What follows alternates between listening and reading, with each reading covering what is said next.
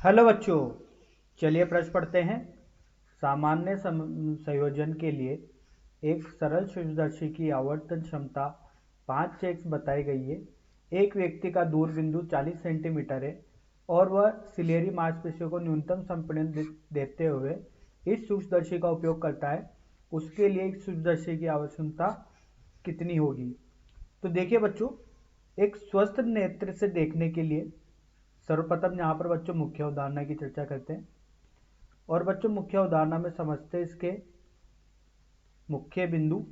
तो बच्चों एक स्वस्थ नेत्र से देखने के लिए जो न्यूनतम दूरी होती है बच्चों वो होती है 25 सेंटीमीटर। तो अगर बच्चों सरल सूक्ष्मदर्शी की आवर्धन क्षमता देखी जाए, सरल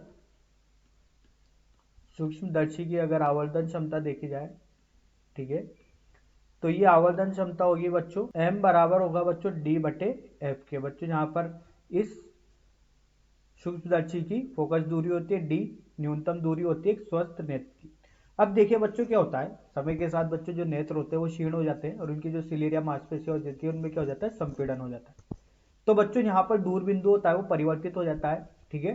तो दूर बिंदु परिवर्तित हो जाने पर बच्चों आवर्धन क्षमता भी क्या हो जाती है, परिवर्तित हो जाती है, ठीक है। तो देखिए बच्चों, इस मुख्य उदाहरण के आधार पर प्रश्न को हल करते हैं। यहाँ पर बताया गया है बच्चों आवर्धन क्षमता 5x बताई गई है, ठीक है। तो सामान्य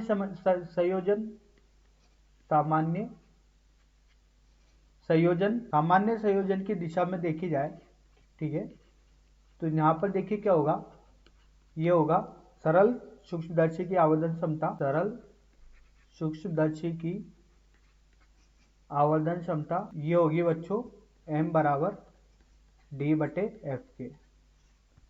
तो देखिए बच्चों यहाँ से अगर मान रखते हैं तो आवर्धन क्षमता 5 बताई गई है, डी का मान बच्चों 25 है जैसा मुख्य उदाहरण में देखा बच्चों न्यूनतम दृष्टि के लिए न्यूनतम दूरी, तो एफ का मान निकल के आया बच्चों यहाँ पर 5 सेंटीमीटर।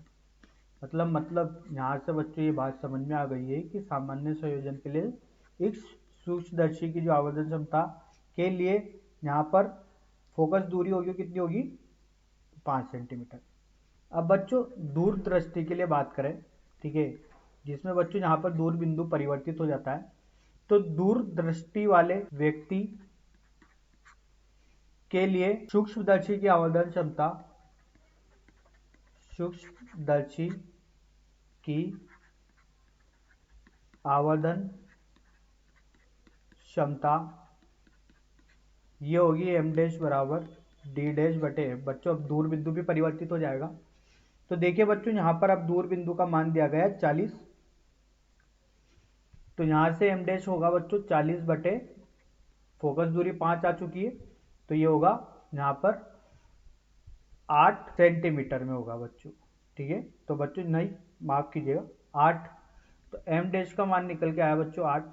यहाँ पर बच्चों इसका कोई मात्रक नहीं होता है बच्चों, ठीक है।